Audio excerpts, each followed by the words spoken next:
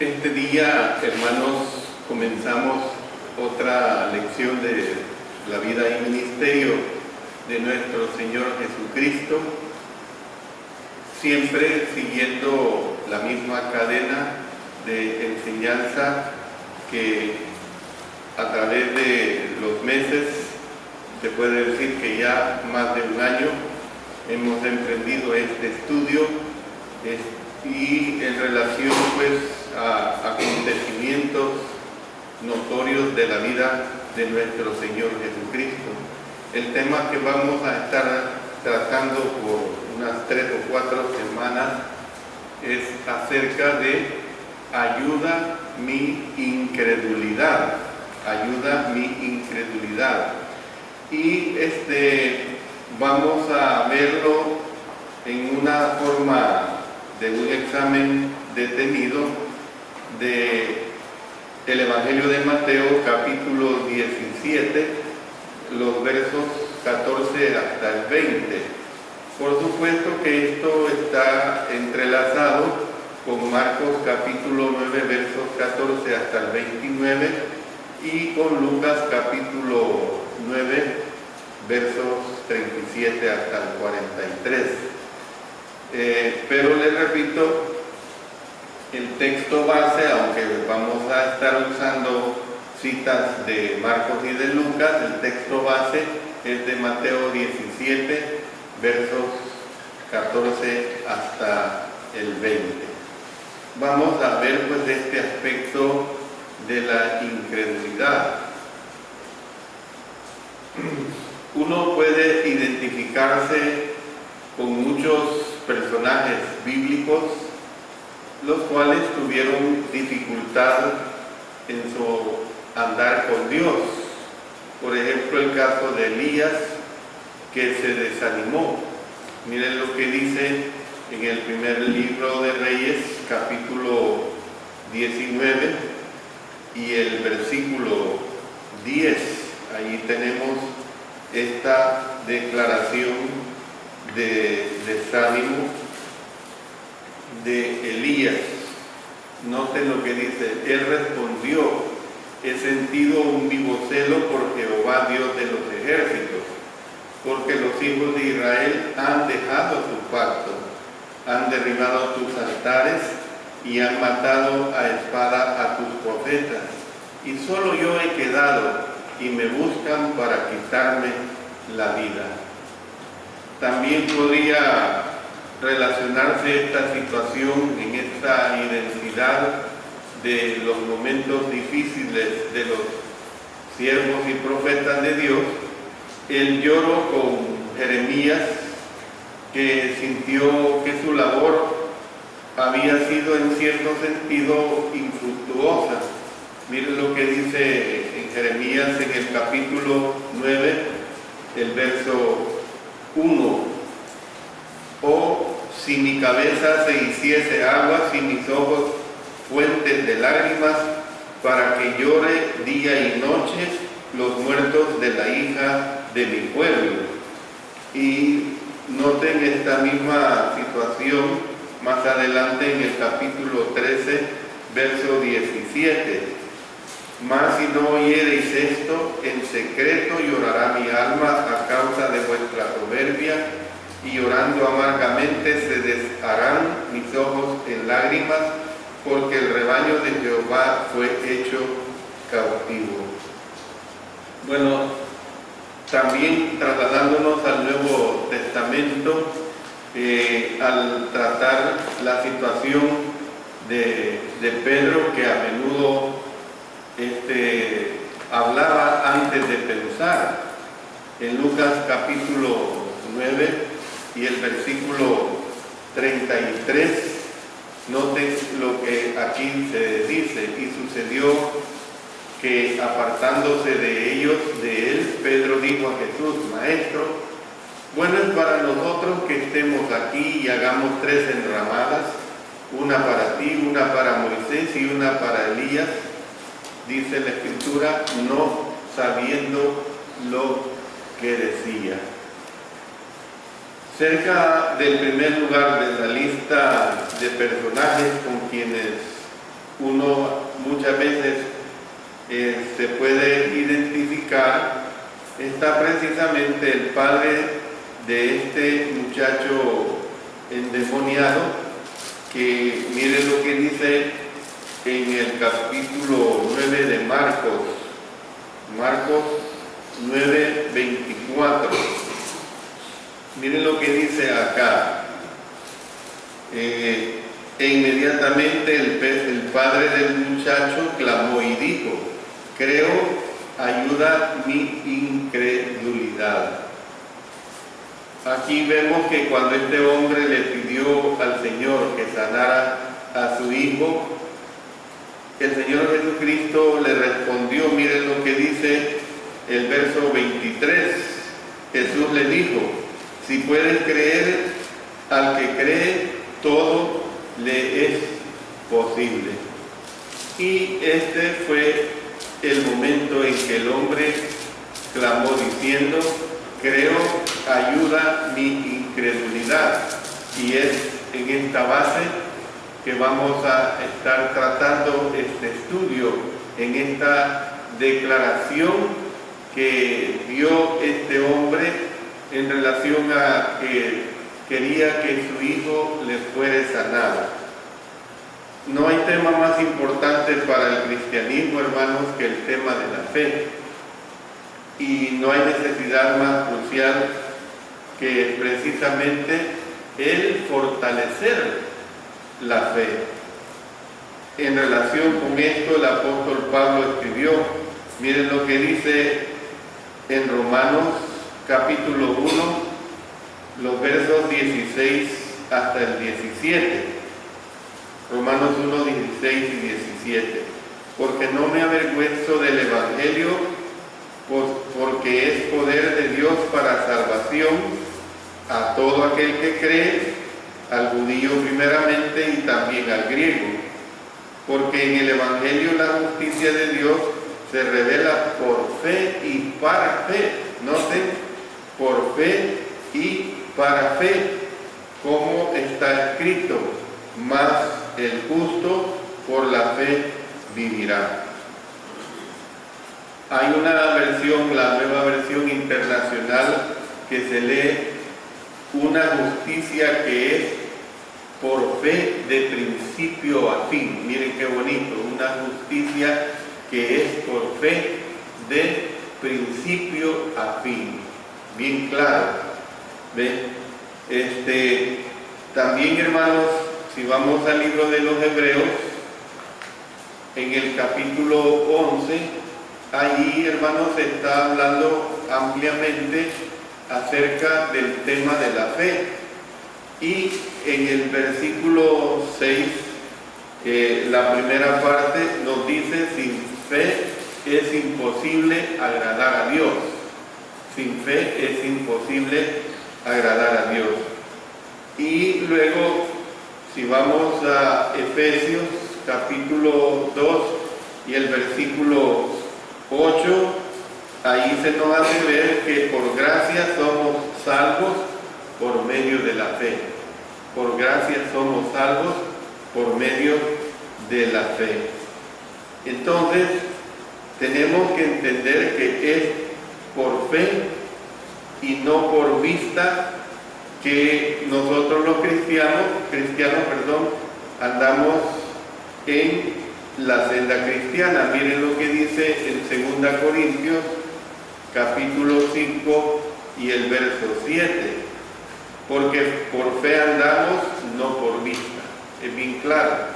Por fe andamos, no por vista. O sea, que nosotros muchas cosas, la vida en el Señor es por fe, hermanos. Por fe hemos llegado a ser cristianos. Por fe creemos en lo que está escrito en las Sagradas Escrituras. Por fe creemos acerca del ministerio de nuestro Señor Jesucristo, de la vida de Cristo, de su muerte, de que murió por nosotros, que resucitó. Por fe nosotros estamos convencidos que es por esa resurrección de nuestro Señor que nosotros tenemos salvación y que hay una esperanza de salvación en nosotros. Entonces, hermanos, tenemos que entender, pues, como vamos a estar viendo en este estudio, que la fe es el escudo que precisamente nos protege del diablo. Miren lo que dice en Efesios, en el capítulo 6 y el versículo 16. Sobre todo, tomad el escudo de la fe, con que podáis apagar todos los dardos de fuego del maligno. Entonces, si nosotros tomamos en cuenta toda esta situación, vamos a entender y vamos a fortalecer nuestra condición de vida espiritual cada día más y más. El apóstol Juan, en el capítulo 5, verso 4, nos dice de esta manera. Miren lo que dice: porque todo lo que es nacido de Dios vence al mundo. Y noten esta parte: y esta es la victoria que ha vencido al mundo, nuestra fe. Nuestra fe. Entonces, el fin último de la fe precisamente es la salvación de nuestras almas. Dice en 1 Pedro capítulo 1 y el versículo 9: obteniendo el fin de vuestra fe, que es la salvación de vuestras almas. Entonces, ¿qué es lo que vemos, hermanos? Por esto que estoy hablando es una manera de introducir lo que vamos a estar estudiando en este episodio de la vida de nuestro Señor Jesucristo, al considerar pues la importancia de la fe. Tenemos que entender eso, hermanos. Al considerar la importancia de la fe, nosotros también podemos, en cierto modo, podríamos hasta ser clamados a decir: bueno, Señor, creemos, y en cierto modo decir como dijo este hombre: ayuda mi incredulidad. Yo no sé cuántas veces a usted le ha pasado, le ha sucedido que usted flaquea en la fe.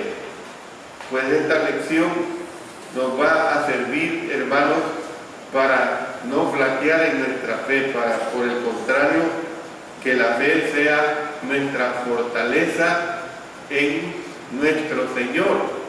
Por fe andamos, no por vista. En este estudio sobre este hombre que hizo esta petición, que le presentó a nuestro Señor, vamos a considerar factores muy importantes que debilitan la fe. Vamos a ver situaciones importantes que realmente debilitan la fe. Sobre todo, deseamos aprender cómo puede uno fortalecer su fe. ¿Cómo es que cada uno de nosotros puede fortalecer nuestra fe? Y en primer lugar, vamos a ver precisamente este aspecto de la prueba de la fe. La prueba de fe, una prueba de fe que se presenta aquí, y vamos a leer esta porción de Mateo capítulo 17, versos 14 hasta el verso 18. Cuando llegaron al gentío, vino a él un hombre que se arrodilló delante de él, diciendo: Señor, ten misericordia de mi hijo, que es lunático y padece muchísimo, porque muchas veces cae en el fuego y muchas en el agua. Y lo he traído a tus discípulos, pero no le han podido sanar. Respondiendo Jesús dijo: oh generación incrédula y perversa, ¿hasta cuándo he de estar con vosotros? ¿Hasta cuándo he de soportar? Traédmelo acá. Y reprendió Jesús al demonio, el cual salió del muchacho, y éste quedó sano, desde aquella hora. Ustedes pueden notar que al comienzo del relato, Jesús, Pedro y Jacobo, también Juan, recién habían descendido de la cumbre de la paz del valle, es decir, habían estado en un ambiente tranquilo y de repente caen en el conflicto, caen en una situación conflictiva. Y esto, hermanos, podemos decir que así es la vida. Así es la vida. Uno puede estar muy tranquilo, muy tranquilo, pero de repente se cae en una situación conflictiva, en una situación difícil. Entonces, así ha determinado Dios en ciertos aspectos, pues que sea nuestra vida. Al igual que Pedro, puede que a lo mejor nosotros prefiramos estar siempre en una situación bonancible, en una situación de las cosas buenas, ¿ve? Pero, ¿qué es lo que nosotros tenemos que entender, hermano?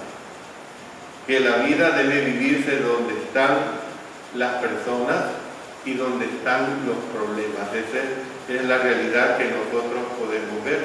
Fíjense bien lo que vemos aquí en Mateo capítulo 17, el verso 4. Entonces Pedro dijo a Jesús: Señor, es bueno para nosotros que estemos aquí. Si quieres, hagamos aquí 3 enramadas, una para ti, otra para Moisés y otra para Elías. O sea, el deseo, pues, que tenía Pedro en una vida agradable, una vida sin problemas. Y vemos nosotros que cuando el Señor Jesucristo y estos 3 discípulos acompañantes llegaron al lugar donde habían dejado a los otros apóstoles, o sea, los 9 restantes apóstoles, vieron, dice el verso 14 de Marcos, vamos a Marcos capítulo 9, verso 14, dice que vieron escribas que disputaban con ellos. Escribas que disputaban con ellos. Es probable que los escribas estuvieran a lo mejor cuestionando las credenciales del Señor Jesucristo, si era verdaderamente el Hijo de Dios. Estaban a lo mejor disputando sobre la legitimidad de Jesucristo como el Hijo de Dios, ¿ves?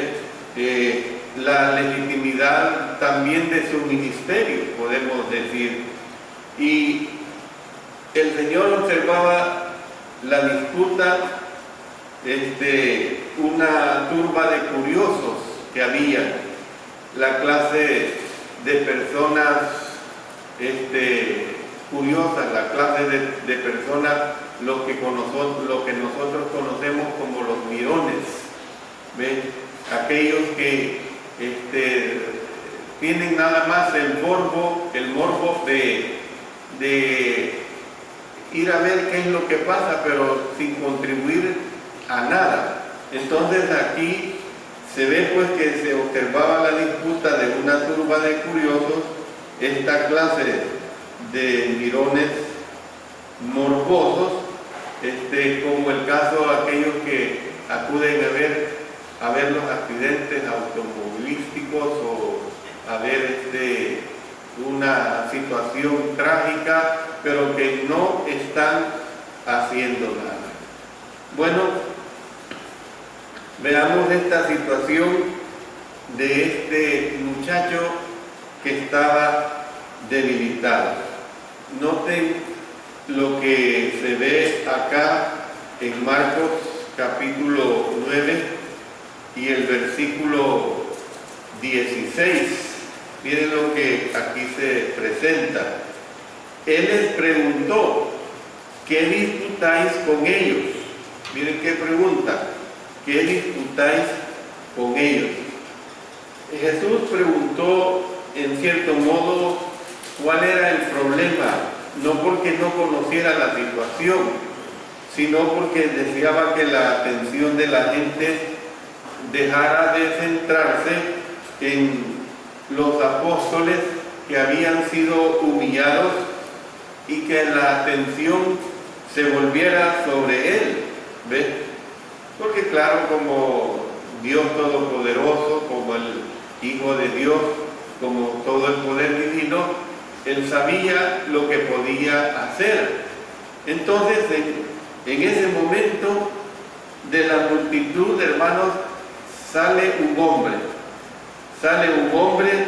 que se postra, según el relato bíblico, a los pies del Señor Jesucristo y le clama diciendo lo que hemos leído en el verso 15. Señor, ten misericordia de mí. Miren qué manera de llamar la atención de nuestro Señor. Ten misericordia de mí. ¿Qué es lo que pasaba? Bueno, el hijo de aquel hombre, su único hijo, miren lo que dice en Lucas capítulo 9 y el versículo 38. Y he aquí un hombre de la multitud clamó diciendo: Maestro, te ruego que veas a mi hijo, pues es el único que tengo. Por eso es que yo les digo a ustedes que tenemos que usar las citas de tres, en este caso solo entran en juego Mateo, Marcos y Lucas. En este relato muchas veces entran en juego los 4 evangelios. Tenemos que usar las 4 o las 3 citas de los diferentes evangelios, porque datos que uno no da, lo da el otro. ¿Ven? Y aquí se ve pues que era hijo único, sufría este hijo único tremendamente. La Escritura nos hace ver que no podía oír ni hablar. Podemos ver que el muchacho podía dar voces, pero no podía articular palabras. No podía articular palabras. Entonces, hay algunos indicios de que el muchacho padecía de males físicos y que a la vez estaba poseído de un demonio. Los textos usan las expresiones quedó sano y sanó, expresiones, hermanos, que normalmente se usan en los evangelios para sanidades físicas, pero no para la salida de demonios. Y en este caso aquí se usan esas expresiones. ¿Ven? Este muchacho estaba poseído por un demonio. Y miren el poder que tenía este demonio. El demonio lo arrojaba en tierra, donde yacía retorciéndose, crujiendo los dientes, y dice la Escritura que también estaba echando espumarajos. Vamos a leer en Marcos 9:18, dice: el cual donde quiera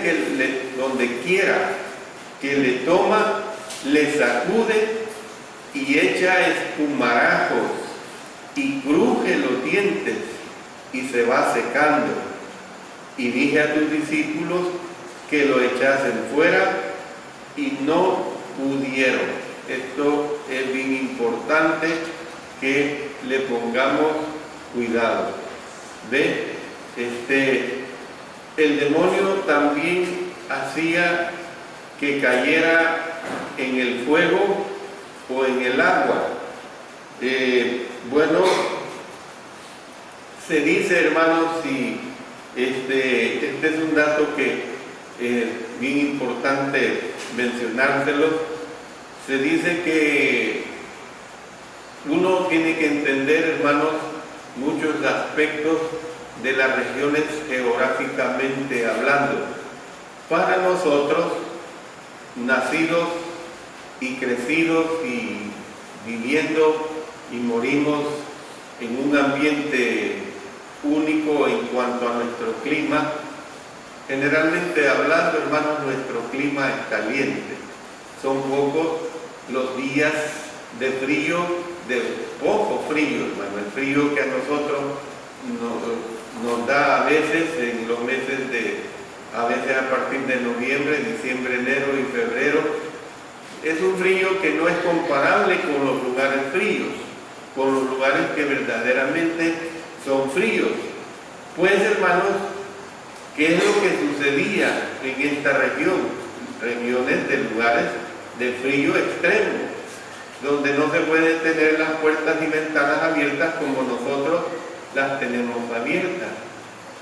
La mayoría de las casas tenían hogueras en medio del piso, o sea, en medio, como quien dice, de la sala.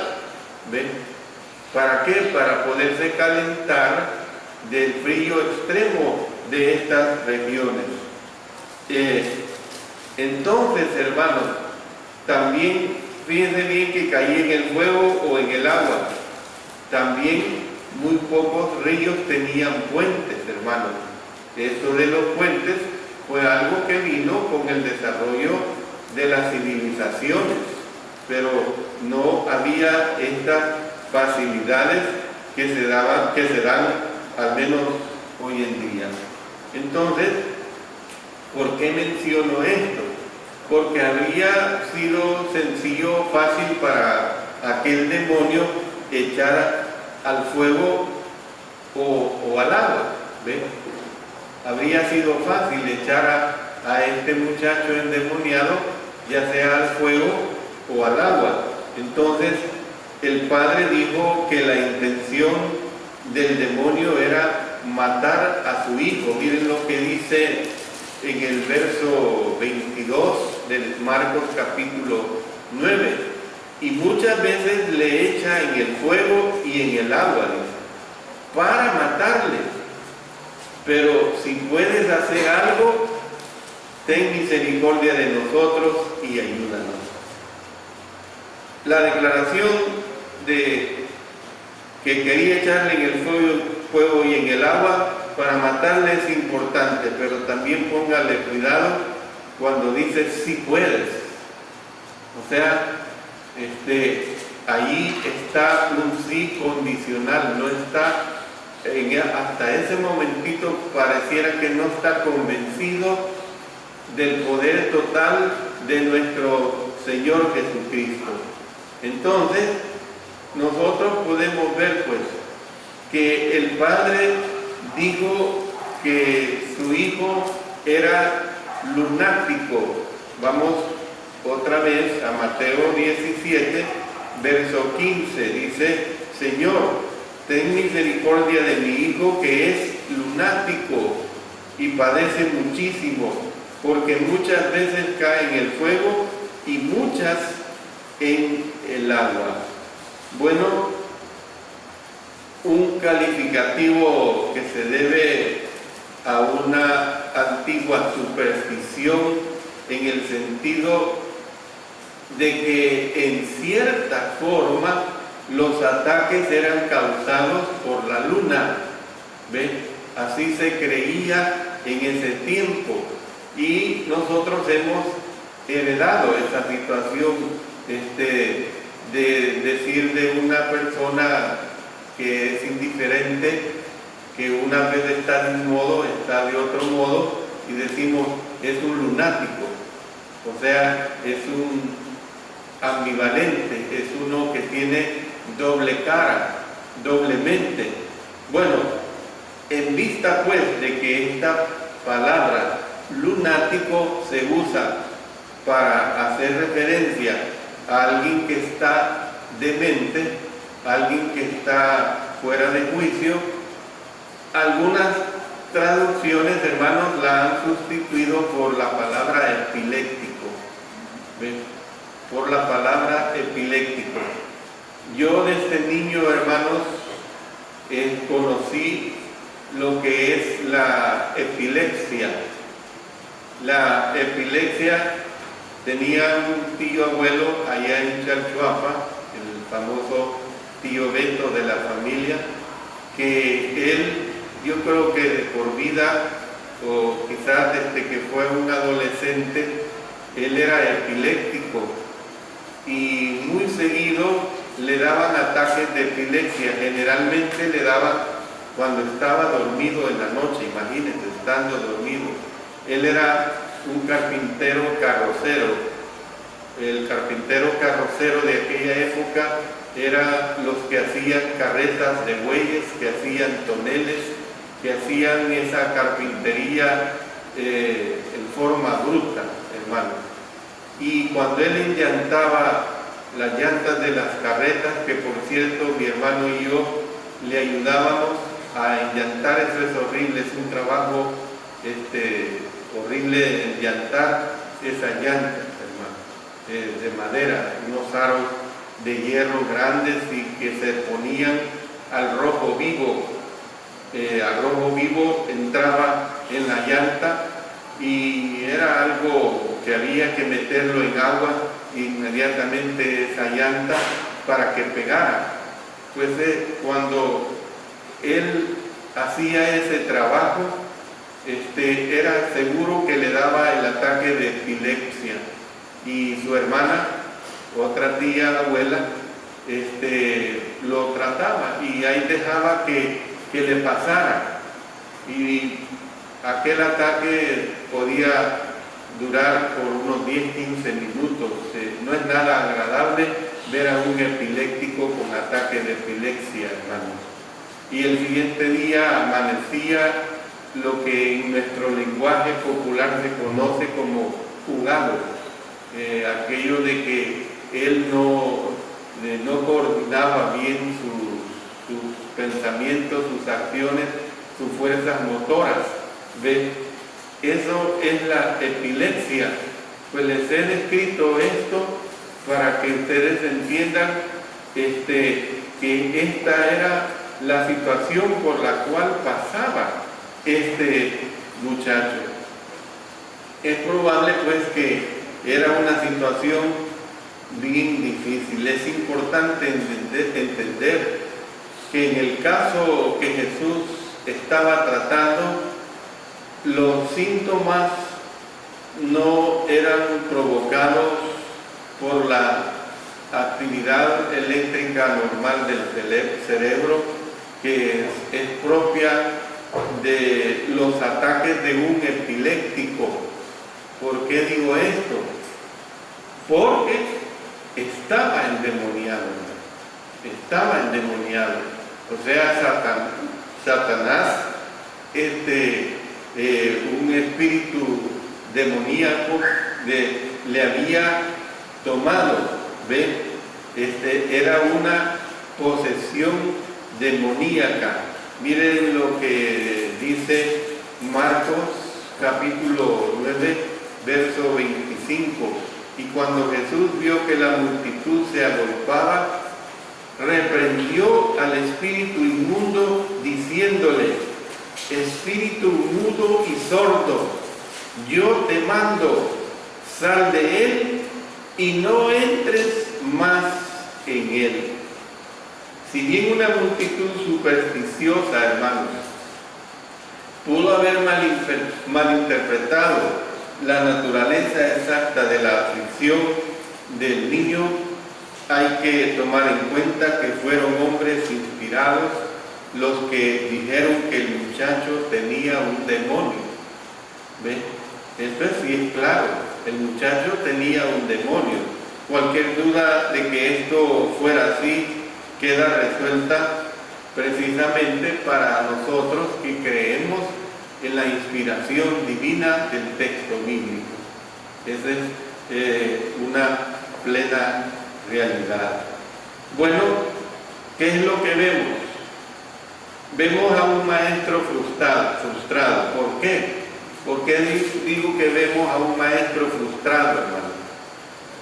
Al Señor le molestó la escena que se encontró, y menciono 4 aspectos por qué le molestó esta escena que encontró. Primero, la fastidiosa multitud, los mirones que decía anteriormente, hermanos. Generalmente los mirones molestan en una situación conflictiva. Luego, los beligerantes escribas, ¿en qué sentido, hermano? En que querían indagarse nada más por causar problemas, hermano. ¿Ves? Querían indagarse nada más por causar problemas. Mire, una cosa es cuando usted se encuentra en una situación conflictiva y alguien llega donde usted lo que quiere de ese alguien es ayuda, no simplemente curiosidad. ¿Qué le pasa? Y no hace nada, no sirve de nada.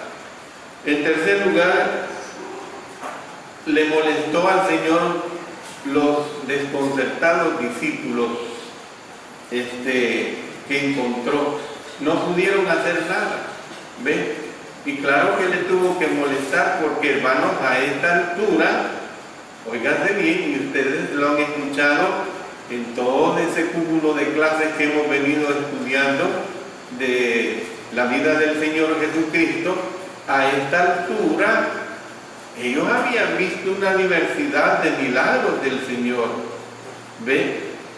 Los había mandado aquella misión de los 70 de 2 en 2. ¿Ve?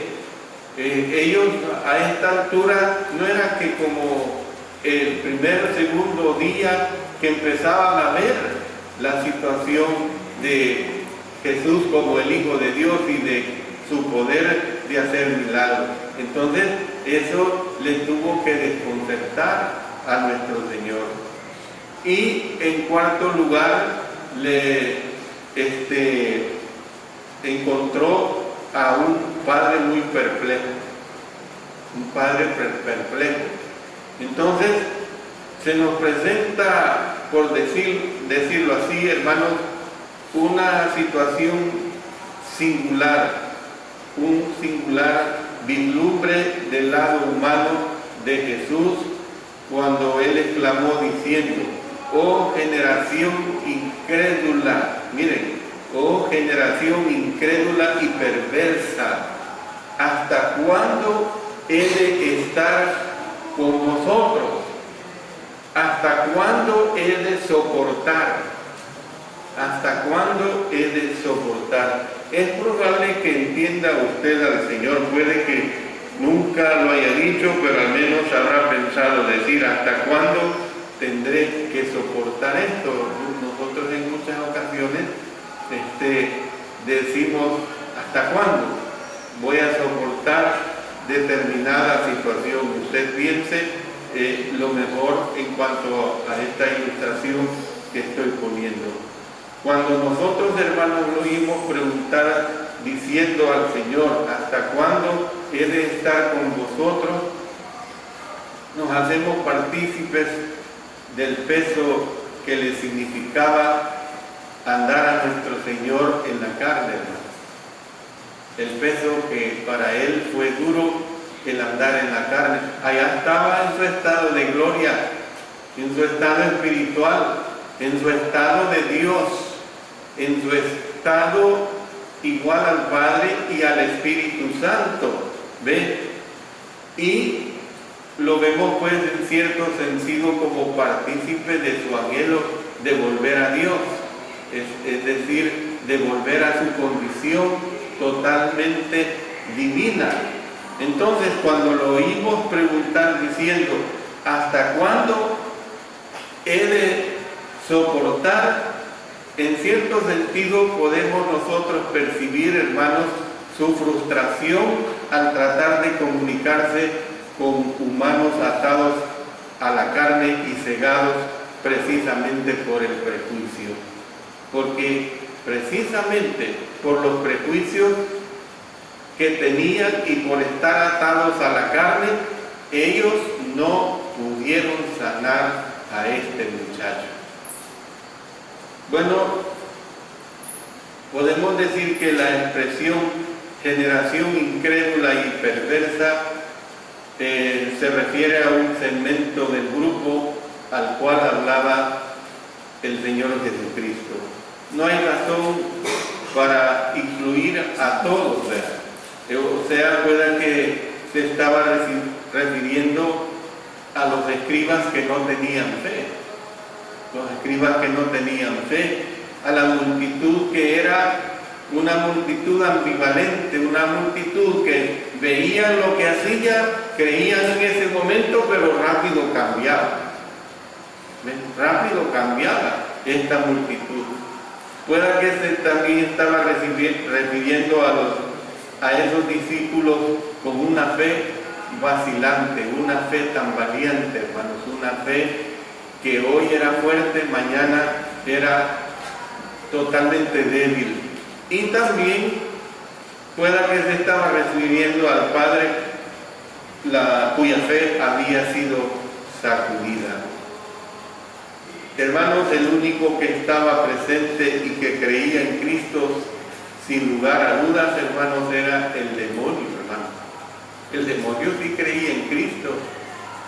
La palabra de Dios dice también, los demonios creen y tiemblan, pero todavía no hablamos de él enfáticamente, lo vamos a hacer en otras clases para hablar más detenidamente acerca del demonio. Todos eran típicos de aquella generación incrédula, hermano, típicos de aquella generación incrédula y del mundo en el cual vivimos hoy. Usted se da cuenta que no hay diferencia. El mundo en el cual vivimos hoy es un mundo completamente que también no cree en el Señor. Si creyeran en el Señor, hicieran su voluntad. Si creyeran en el Señor, no tergiversaran, hermanos, su voluntad. Y entonces por eso es que Jesús respondió a la petición del Padre, pero no lo hizo en proporción a esta poca fe del hombre, sino lo hizo en proporción, hermanos, a las riquezas de su gracia, porque su gracia es enorme, su gracia es tan grande, es que Él actuó así y actúa completamente así con nosotros. Si el Señor nos midiera muchas veces por nuestra fe, nuestra raquítica fe, estaríamos totalmente fracasados. Por lo tanto, le dijo al Padre, trae acá a tu Hijo, trae acá a tu Hijo. Y entonces vemos a un padre vacilante. Cuando traían el muchacho a Jesús, el demonio, miren lo que dice la Escritura, dice que le arrojó en tierra haciéndolo convulsionar, hermano. Tenía poder ese demonio. El joven se revolcaba echando espumarajos. El Señor le preguntó al Padre por la condición del muchacho, pero no lo hizo porque Él no supiera o porque Él necesitaba saber. No olvidemos su condición divina, hermanos. Lo hizo porque el Padre necesitaba entender que sin Cristo no tenía esperanza. Sin Cristo no tenía esperanza. Por eso lo hizo, hermanos. Y la respuesta del Padre concluyó con estas palabras: pero si puedes hacer algo, ten misericordia de nosotros. Noten que usa el pronombre nosotros, lo usa en plural. Todo padre de familia que tenga un hijo enfermo va a sufrir, hermano. Yo le digo como padre, toda madre que tenga sus hijos enfermos va a sufrir. ¿Ve? Y entonces por eso se emplea la palabra plural nosotros. La enfermedad de un hijo afecta a los padres. Entonces, por eso se ve claramente esta declaración: si puedes hacer algo, ten misericordia de nosotros y ayúdanos. Hermanos, Jesús dijo claramente, miren lo que dice en Marcos capítulo 9, versículo 23. Miren lo que dice: Si puedes creer, al que cree, todo le es posible. Deben hacerse, hermanos, al menos dos observaciones acerca de esta poderosa declaración. Por un lado, la mayoría de las personas, hermanos, la mayoría de las personas entienden que hay ciertas salvedades que hacer en cuanto a esta declaración. En primer lugar, sería disparatado afirmar que los hombres de fe, hermanos, tienen poderes ilimitados e incondicionales. ¿Ve? Por ejemplo, la fe del apóstol Pablo. No, si como es la fe del apóstol Pablo, él tiene poderes ilimitados. No hay que confundir esta situación, hermanos. Por otro lado, no debemos minimizar lo que un hombre de fe puede lograr. ¿Ve? Eso sí es bien claro.